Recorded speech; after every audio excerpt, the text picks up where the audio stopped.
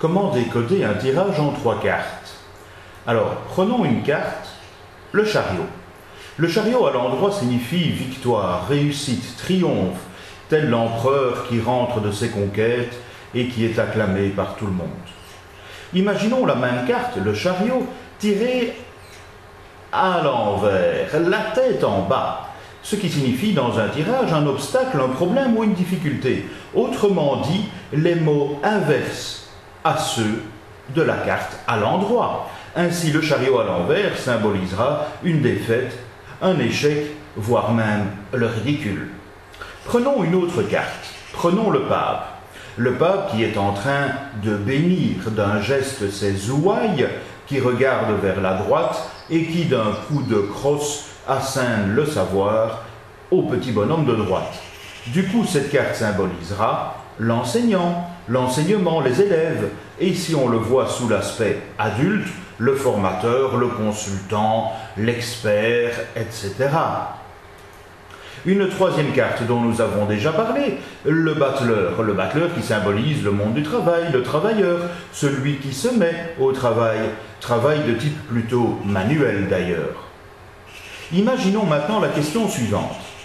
Je reçois en consultation un jeune qui termine ses études et qui se pose la question « Continuer mes études ou commencer à travailler ?»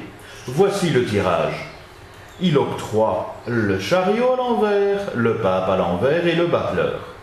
Voilà que nous mettons les mots-clés en fonction et nous obtenons le fait qu'il y a une question d'échec et une question d'enseignement mal vécu.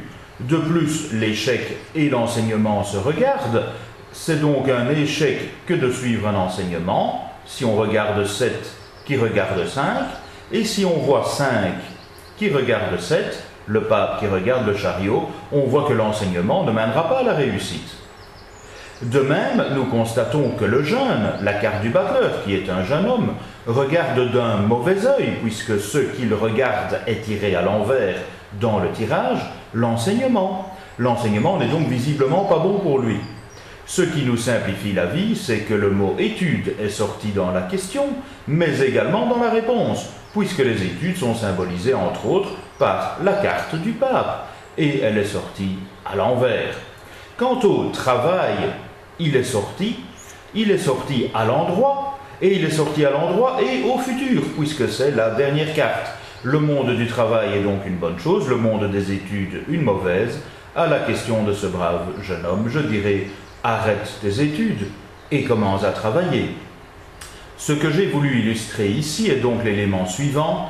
Il faut bien voir ce que les cartes regardent et rechercher les mots-clés de la question dans le tirage. Bon travail à vous!